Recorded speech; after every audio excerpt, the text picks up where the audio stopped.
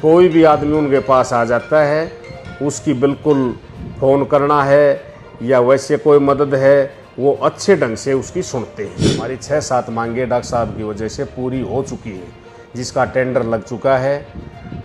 Last 11वां महीना या 12वां महीने में काम स्टार्टिंग हो जाएगा।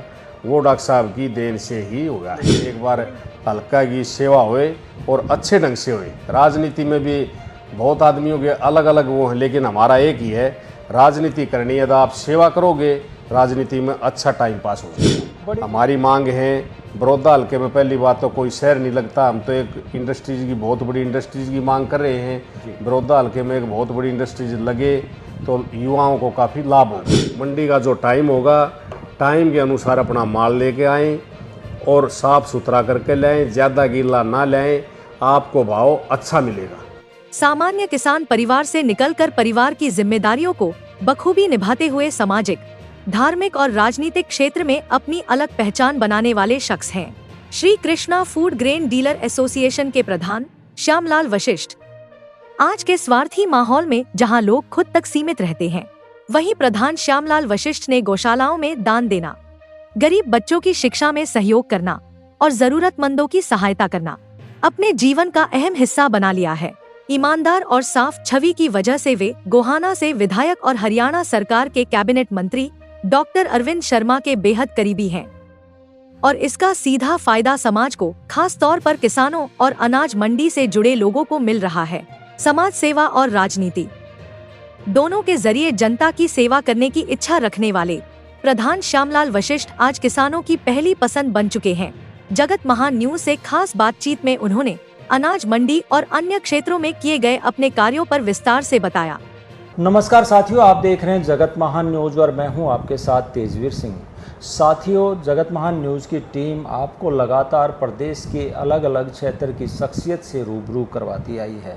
आज भी हमारे साथ एक ऐसी शख्सियत हैं जिन्होंने खेती किसानी से लेकर आज बिजनेस से लेकर समाज सेवा तक अपना परचम लहराया है और आज भी ये समाज सेवा के साथ साथ राजनीति में भी अपनी एक अलग पहचान बनाए हुए हैं, जो कि Shri Krishna food grain dealer association के प्रधान पहले भी रहे हैं और वर्तमान में भी ये सर्वसम्मति से जो है प्रधान चुने गए हैं। आज हम इनसे जानने के लिए पहुंचे हैं कि जिस प्रकार से किसानों की जो फसल है उसकी आवक होनी है और उसको देखते हुए इन लोगों की क्या तैयारी है और इस परिवार ने, क्योंकि इनके पिताजी जो है श्री मुरारी जो कि बहुत ही अच्छे समाज सेवी रहे हैं, उन्होंने जो है समाज में गौशालाओं के लिए और बहुत सारी चीज़ों में अपना योगदान दिया है। तो समाज सेवा क्षेत्र में भी इनसे हम बात करेंगे, राजनीतिक क्षेत्र की भी इनसे बात करेंगे।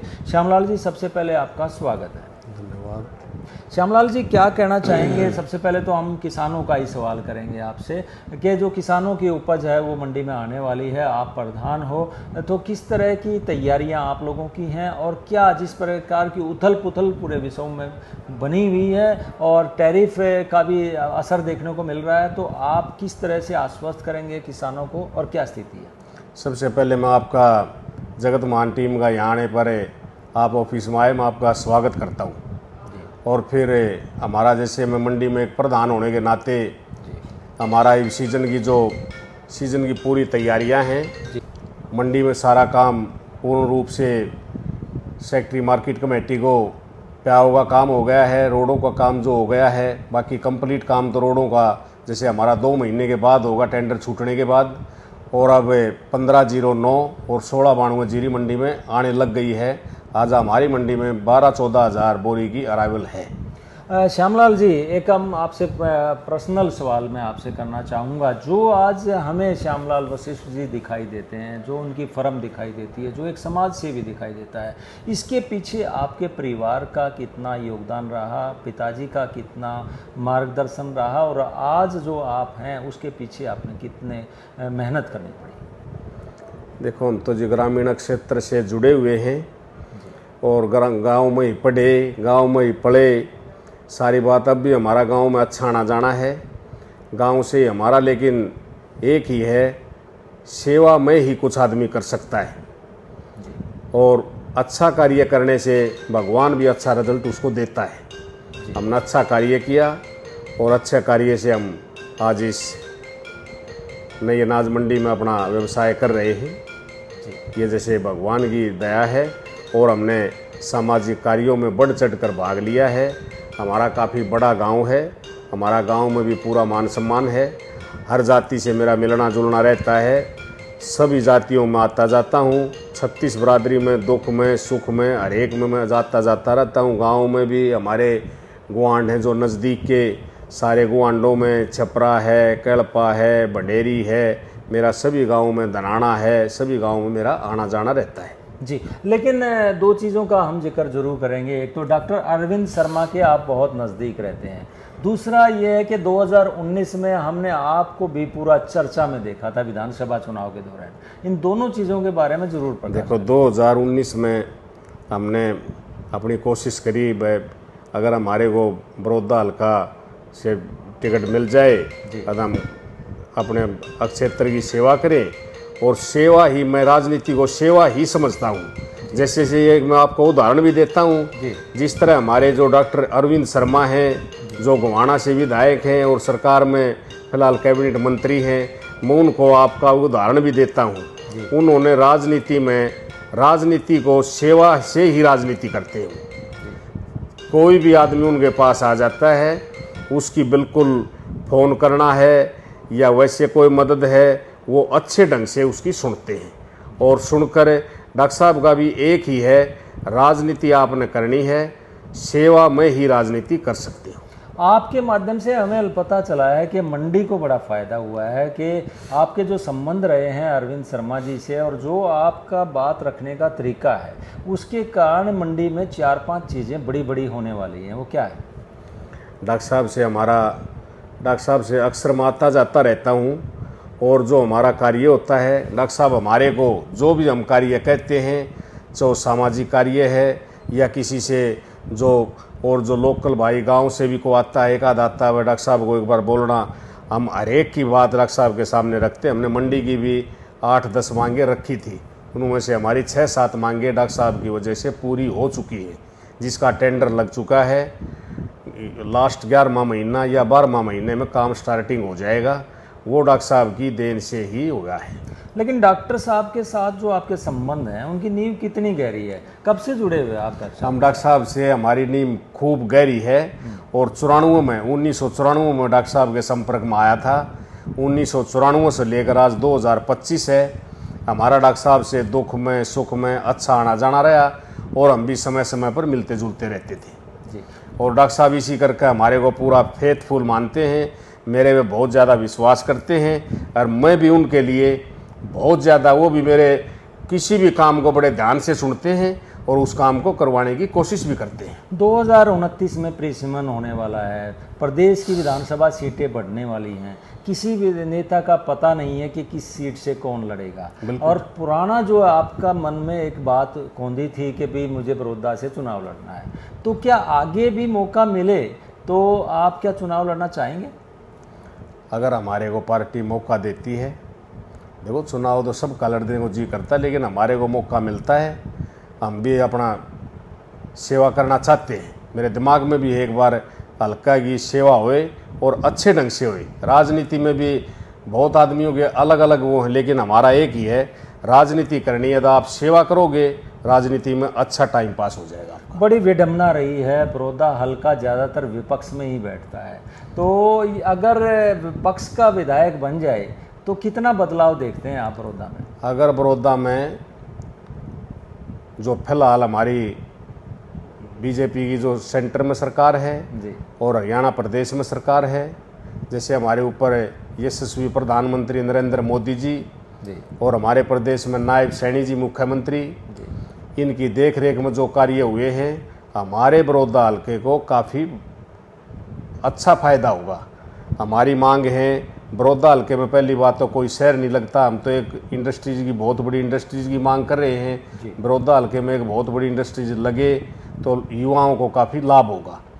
और दूसरा हमारा ये है, कोई अच्छी यूनिवर्सिटी वगैरह बने, जिस तरह भी अपना जनता का भी काम चला हुआ है, यूनिवर्सिटी का जो चल रहा है, उसमें देखो प्रधान जी ने भी अब दोबारा नए सिरे से शुरू किया है। और 1-2 हमारे लड़कियों का कॉलेज की बड़ी मांग है, लड़कियों का कॉलेज नहीं है बड़ौदा हल्के में। दूसरा, हमारे कोई तहसील नहीं है बड़ौदा हल्के में, काफ़ी बड़े बड़े गांव हैं। हमारी कई मांगे हैं जो कि हम ये चाहते हैं हमारे को भी कभी सेवा का मौका मिलता तो हम ये कार्य अच्छे ढंग से करेंगे। डॉक्टर अरविंद शर्मा जी के सामने भी हमने ये बात रखी थी, कोई IMT या कोई यहाँ पर औद्योगिक क्षेत्र डेवलप होना चाहिए बड़ौदा गोहाना के अंदर। तो आपको उम्मीद है कि डॉक्टर अरविंद शर्मा जी के माध्यम से कुछ हो पाएगा? डॉक्टर अरविंद शर्मा जी का जितना गोहाना हल्के को वो करते, उतना ही बड़ौदा हल्के की भी मांगे साथ साथ करते रहते हैं।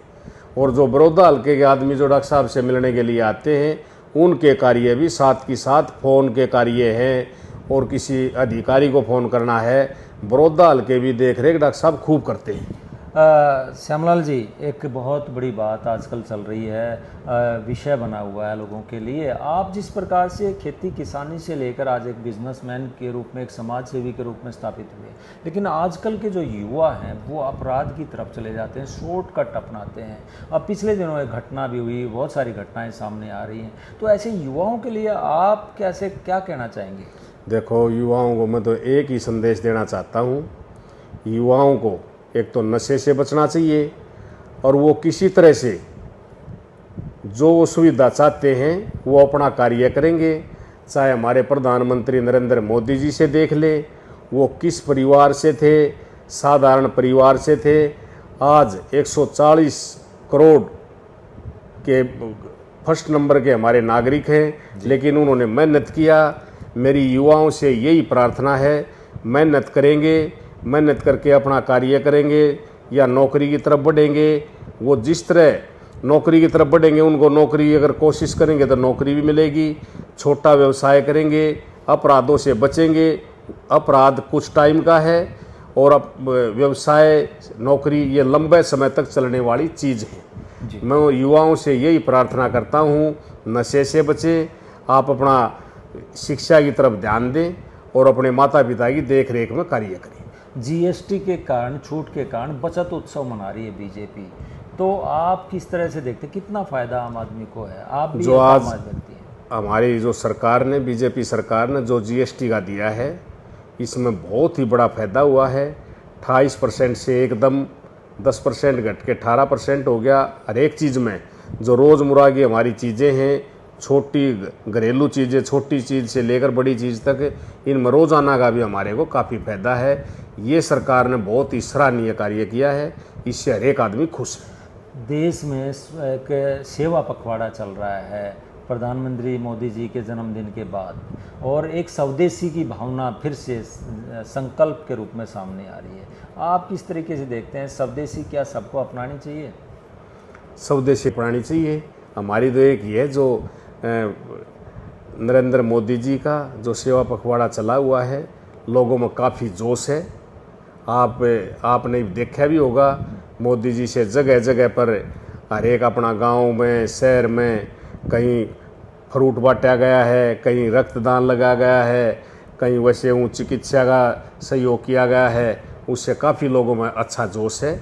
और आप देखा भी होगा, उस दिन लगभग हर एक जगह पर, हर एक संस्थाओं ने बढ़ चढ़ कर भाग लिया। आप भी क्या सेवा पखवाड़े में भाग लेते हुए कुछ करने वाले हैं इस दौरान? हाँ, सेवा पखवाड़े में हमने 1-2 जगह, जैसे हमारे परशुराम चौक पर रक्तदान लगा था, हम वहाँ काफ़ी, डॉक्टर अरविंद शर्मा जी भी आए थे, और वहाँ पर जैसे सेवा पखवाड़ा का जो प्रोग्राम था, उसमें हमने बढ़ चढ़ कर भाग लिया।